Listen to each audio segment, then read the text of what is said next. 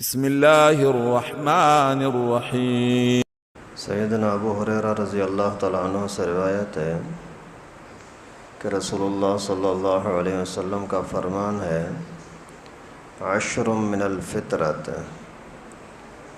10 چیزیں ایسی ہیں جو خود فطرتی چیز ہیں، ان کو سکھانے سمجھانے کی ضرورت نہیں ہے۔ ہر انسان جس کے اندر تھوڑی سی بھی عقل ہوگی تو وہ یہ کام ضرور کریں گے۔ کوئی بھی ہو، بھلے مذہب کے اعتبار سے مسلمان ہو، یہودی ہو، عیسائی ہو، ہندو ہو، بدھ مت ہو، کوئی بھی ہو، لیکن یہ فطرت کی چیزیں ہیں، یہ سمجھانے سکھانے کی ضرورت ہی نہیں ہے۔ جیسے انسان کے لیے کھانا پینا یہ فطرتی چیز ہے، بھوک لگے گی از خود کھانے کے پیچھے لگے گا، پیاس لگے گی از خود پانی کے پیچھے لگے گا، تو کوئی سمجھائے نہ سمجھائے ان چیزوں کی طرف آدمی کا دل مائل ہوتا ہے۔ تو یہ 10 چیزیں بھی فطرت ہیں۔ کون سی؟ دانت صاف کرنے کے لیے مسواک کرنا، یہ فطرت ہے۔ کوئی بولے نہ بولے منہ کو بدبو سے پاک رکھنا، صاف رکھنا، یہ فطرت ہے۔ اور مسنون طریقہ یہ ہے کہ دانتوں کی صفائی کے لیے لکڑی استعمال کیجیے، لکڑی کا مسواک ہونا چاہیے۔ یہ جو آج کل برش وغیرہ نکلے ہیں اور ٹوتھ پیسٹیں نکلی ہیں، یہ ساری صفائی بھلے ہو جاتی ہیں، لیکن ثواب جو سنت اور ثواب ہے وہ لکڑی کے مسواک میں ہے۔ اس کے لیے باقاعدہ طریقہ حدیث مبارکہ میں آتا ہے کہ اللہ کے نبی صلی اللہ علیہ وسلم پہلے اوپر والے دانتوں کو صاف کرتے، پھر نیچے والے دانتوں کو صاف کرتے، پہلے دانتوں کو باہر کی طرف سے صاف کرتے، پھر اندر کی طرف سے صاف کرتے، اس کے بعد پھر زبان کے اوپر مسواک لگاتے، پھر تالو میں مسواک لگاتے، یہ سارا مسواک کا طریقہ۔ اور کلی کرنا یہ بھی فطرت کا تقاضا ہے، کیونکہ انسان کے کھانے پینے کی وجہ سے معدے سے جو بخارات نکلتے ہیں ان کی وجہ سے منہ کے اندر از خود بدبو ہو جاتی ہے، تو اسی منہ کی بدبو کو ہٹانے کے لیے سنت طریقہ یہ ہے، فطرت کا تقاضا یہ ہے کہ آدمی کلی کر کے اچھی طرح سے منہ کو صاف ستھرا رکھے۔ یہ بڑی بدقسمتی اور بے سمجھی بے وقوفی کی بات ہے کہ آدمی سگریٹ کے ذریعے سے منہ کو بدبودار بنا دے، گٹکے کے ذریعے سے منہ کو گندا بنا دے۔ ہمیشہ کسی زمانے میں ایسا نہیں ہوا کہ لوگ دانتوں کو خراب کرتے ہوں، یہ آج کل پتہ نہیں کہاں سے مصیبت آ گئی ہے۔ پہلے زمانے میں تو لوگ دانتوں کے چمک کی مثالیں دیا کرتے تھے کہ اس کے دانت ایسے ہیں چمکدار، اور برف جیسے اولوں جیسے، برف جیسے، پانی جیسے، اور سفید گھاس جیسے، بابونا گھاس جیسے۔ اور آج دیکھو اللہ معاف فرمائے، یہاں کراچی کے اندر یا ایسی یہ جو سمندری پٹی ہے اسی کے اندر تو یہ نشہ پتہ نہیں کہاں سے آئے گا، کتنا گندا کر دیتے ہیں۔ حضرت حکیم اختر رحمہ اللہ فرمایا کرتے تھے کہ افسوس ہوتا ہے کہ جس اس پاکیزہ منہ کے ذریعے سے، زبان کے ذریعے سے تم قرآن پڑھتے ہو، اسی منہ کے اندر آگ اور یہ سگریٹ ڈالنا، دھواں ڈالنا، یہ کون سی عقل مندی ہے؟ تو یہ فطرت ہے کہ آدمی منہ کو صاف ستھرا رکھے۔ اور ناک کو صاف کرنا، والاستنشاق، ناک کو صاف کرنا یہ بھی سنت طریقہ ہے، فطرت ہے۔ نہیں کرو گے بیماریاں ہوں گی، دماغ کے اوپر بوجھ ہوگا، اسی لیے سنت طریقہ یہ ہے کہ وضو کے اندر 3 مرتبہ پانی ناک میں لگاؤ۔ پہلی مرتبہ لگاؤ تو نرم ہو جائے گا، دوسری مرتبہ لگا کر کے اس کو اچھی طرح سے سنک کر کے نکال دو، پھر تیسری مرتبہ پانی لگاؤ تاکہ جو کچرا نکلا ہو وہ صاف ہو جائے، تاکہ آپ کا سانس کی نالیاں بھی آسان ہوگی، سانس لینا بھی آسان ہوگا، سر پر بوجھ بھی نہیں ہوگا، اور بیماریوں سے بھی بچو گے۔ اور چوتھے نمبر پر مونچھیں کاٹنا، یہ بھی سنت ہے، قص الشوارب۔ اللہ کے نبی صلی اللہ علیہ وسلم کی مونچھیں بہت ہی زیادہ کٹی ہوتی تھیں، یا احفاء الشوارب یا قص الشارب، اس کا مطلب ہوتا ہے بہت زیادہ کاٹ دینا۔ جیسے علماء نے مثال دی ہے، جیسے کوئی چونٹی کہیں بیٹھتی ہے اور اسے ذرا سی نظر آتی ہے، اسی طرح کے یعنی گہرائی کے ساتھ کاٹ دینے کا نام ہوتا ہے قص الشارب۔ اور ہفتے میں 1 مرتبہ مونچھیں کاٹنا سنت ہے، اس سے پہلے ثابت نہیں ہے۔ دوسرے تیسرے دن جو لوگ کاٹتے ہیں یہ سنت کے خلاف ہے۔ سنت طریقہ ہفتہ ہے، یا ہفتے کے بعد آدمی کاٹے۔ 15ویں دن بھی پیغمبر کریم سے کاٹنا ثابت ہے۔ اور مونچھیں اتنی بڑی ہو جائیں کہ پینے کے اندر کچھ آپ پی رہے ہو اور اس کا یعنی بال لگ رہے ہیں اسی کے پانی کو یا کھانے کو، تو یہ پھر گناہ کے زمرے میں آتا ہے۔ اور آج کل کے طبی لوگ بولتے ہیں کہ انسان جو سانس لیتا ہے نا، سانس نکالنے کے اندر کچھ جراثیم نکلتے ہیں زہریلے، وہ آ کر کے مونچھوں کے اگر بال بڑے ہوتے ہیں تو وہاں پھنس جاتے ہیں، پھر وہ سرکتے سرکتے نیچے منہ کی طرف آ جاتے ہیں، پھر کھانے میں اندر چلے جاتے ہیں، بیماریاں ہوتی ہیں۔ پیغمبر کریم کے سنتوں میں برکتیں ہوتی ہیں۔ آج کل کے لوگوں کو کچھ نظر آیا ہے وہ بتاتے ہیں، ورنہ مسلمان کی شان یہ ہے کہ کوئی فائدہ نظر آئے نہ آئے، سنتیں بس کرنا ہے۔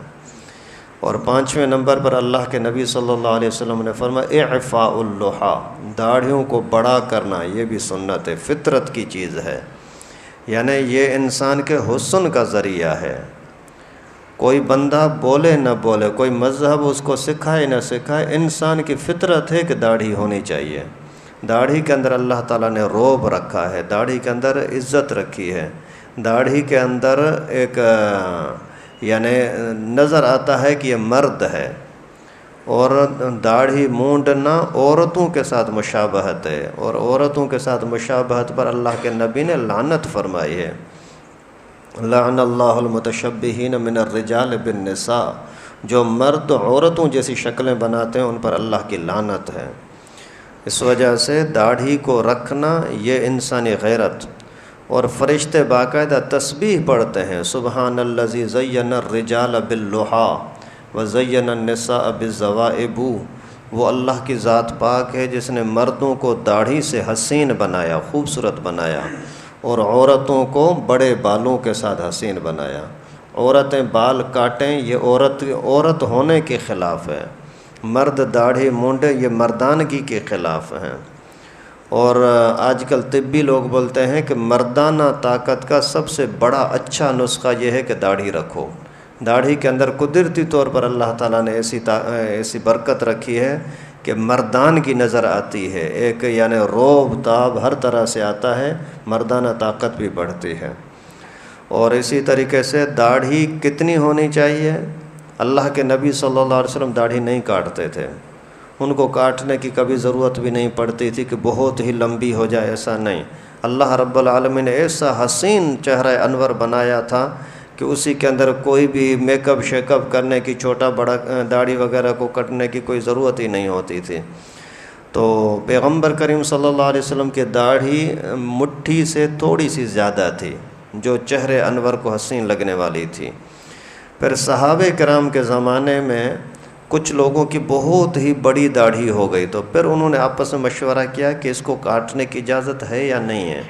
پھر صحابہ نے باقاعدہ متفقہ طور پر مشورہ کر کے فرمایا کہ رسول اللہ صلی اللہ علیہ وسلم کی داڑھی کو دیکھا جائے کہ اسی مناسبت سے ہی اس کو کاٹنے کی اجازت دی جائے۔ تو سب نے متفقہ فتویٰ دیا کہ اگر کسی کی داڑھی ایک مٹھی سے زیادہ ہے پھر کاٹنا چاہے تو اجازت ہے، لازم نہیں ہے، اجازت ہے۔ تو دائیں طرف سے، بائیں طرف سے، نیچے سے، ہر طرف سے ایک مٹھی ہونا یہ واجب ہے اور سب نبیوں کی سنت ہے۔ آج کل بے دین تو بے دین، اچھے خاصے دیندار اپنے آپ کو سمجھنے والے ظالم، وہ بھی بولتے ہیں نہیں داڑھی اس کو بولتے ہیں جو دیکھنے والا دور سے دیکھے کہ ہاں داڑھی اس کو رکھی ہوئی ہے، بس یہ داڑھی ہے۔ یہ جھوٹ ہے، یہ خیانت ہے، دین کے اندر غداری ہے۔ اللہ کے نبی کے زمانے میں دو بندے پیغمبر کریم کے پاس آئے تھے، ایک کی داڑھی منڈی ہوئی تھی، ایک کی داڑھی خشخشی تھی، چھوٹی تھی، آدھے انچ یا انچ کے برابر۔ تو اللہ کے نبی صلی اللہ علیہ وسلم نے فرمایا یہ کیا کیا ہے تم لوگوں نے؟ انہوں نے بولا ہمارے علاقے میں ایسا چلتا ہے۔ اللہ کے نبی نے فرمایا مجھے اللہ تعالیٰ نے حکم دیا ہے کہ وعف اللحا، داڑھی کو بڑا کرو۔ تو داڑھی کاٹنا جائز نہیں ہے۔ ویسے بھی شکل سے تو پہچانا جاتا ہے نا کہ یہ مسلمان ہے یا غیر مسلم ہے۔ من تشبہ بقوم فہو منہم، جس بندے کی جس قوم سے مشابہت ہوگی انہی میں شمار ہوگا۔ اگر آپ کپڑے کافروں والے پہنو گے تو کافر شمار ہوں گے، اگر پولیس کی وردی پہنو گے تو پولیس شمار ہوں گے، اگر پولیس والا ہی اپنی وردی اتار دے تو وہ پولیس والا نہیں لگتا، اگر یہاں کوئی انڈیا کی وردی پہن کر کے گھومے تو اس کو چھوڑیں گے پاکستانی؟ ارے بابا آ گیا دشمن مارو گولی. کیوں؟ یہ لباس ہی کا تو کام ہے. مشابہت تو کافروں کے ساتھ کرو گے، جس قوم سے مشابہت کرو گے انہی میں شمار ہوں گے. تو داڑھی اسلام کا شعار ہے، مسلمان کا شعار ہے. داڑھی کاٹنے کی مٹھی سے پہلے بالکل اجازت نہیں ہے، اور داڑھی کاٹنے والے کے پیچھے نماز بھی جائز نہیں ہے. امام بھی وہی بن سکتا ہے جس کی داڑھی شریعت کے مطابق ہو. یہاں تک کہ علماء نے لکھا ہے اگر ایک بڑا VIP قاری ہے، مولوی ہے، لیکن داڑھی کٹا ہے، دوسرا بالکل سیدھا سادہ قرآن پڑھتا ہے، بالکل جاہل آدمی ہے لیکن نماز پڑھنا جیسی ویسی جانتا ہے، تو اس مولوی قاری کو پیچھے کر کے اور اسی داڑھی والے کو امام بنایا جائے گا، اس کو نہیں بنایا جا سکتا. اور بغل کا بال نوچنا یہ سنت ہے، نوچ کر کے اور صاف کرنا. لیکن اگر یہ نہیں کر سکتے تو مونڈنے کی بھی اجازت ہے.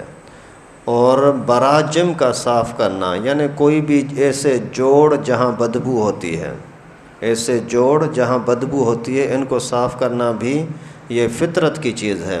مثلا پسینے کے گرمی کے دنوں کے اندر بغل میں بہت بدبو اکٹھی ہوتی ہے پسینے کی وجہ سے، یا پھر رانوں کے بیچ کے اندر بدبو ہوتی ہے، یا اسی طریقے سے یہ گلے کے اندر کبھی کبھی مٹی جم جاتی ہے، وہاں بدبو ہوتی ہے.